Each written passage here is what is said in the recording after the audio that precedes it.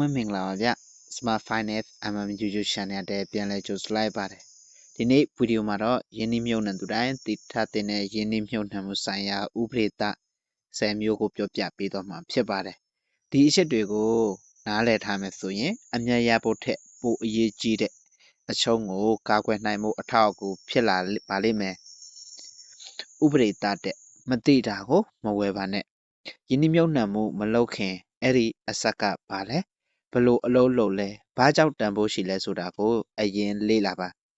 သူများပြောလို့ဝယ်တာထက်ကိုယ်တိုင်နားလည်ပြီးဝယ်တာကပိုလုံခြုံပါတယ်ဥပဒေသားနဲ့မရှုံးနိုင်တဲ့ငွေနဲ့ပဲယင်းနှမြုပ်နှံပါနေ့စဉ်အသုံးစရိတ်အရေးပေါ်ငွေအကျွေးဆက်ရမယ့်ငွေတွေကိုမသုံးသင့်ပါဘူးဆုံးချုံသွားရင်လည်းဘဝကိုမထိခိုက်နိုင်တဲ့ငွေပမာဏနဲ့သာယင်းနှမြုပ်နှံသင့်ပါတယ်ဥပဒေသား3 diversification လုပ်ပါငွေအလုံးကို coin တစ်မျိုးတည်း stock တစ်ခုတည်းမှာမထည့်ပါနဲ့ဥပမာအနေနဲ့ပြောရရင် BTC တွေ ETH တွေ BNB တွေ stable coin စတဲ့အစအမျိုးမျိုးခွဲဝေထားခြင်းက risk ကိုချော့ချပေးနိုင်ပါတယ်ဥပဒေသား4ရီချေကိုအာယုံစိုက်ပါနေ့တိုင်းဈေးတက်ကြတာကိုကြည့်ပြီးတော့စိတ်လှုပ်ရှားမနေပါနဲ့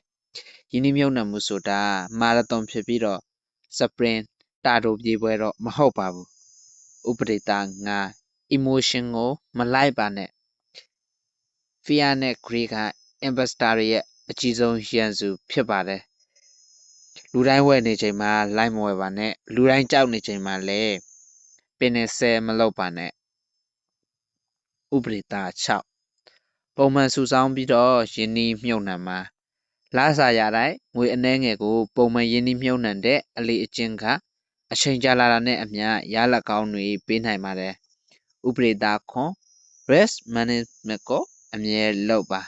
အမြတ်ရဖို့ထက်အချုံမကြီးဖို့ကပိုပြီးတော့အရေးကြီးပါတယ်ကိုလက်ခံနိုင်တဲ့ risk ပမာဏကိုအရင်သတ်မှတ်ထားပြီးတော့အဲ့ဒီစည်းကမ်းကိုလိုက်နာပါဥပဒေသား8စိတ်ချပါချမ်းသာတဲ့ investor အများစုဟာတညာတဲ့မချမ်းသာခဲ့ပါဘူး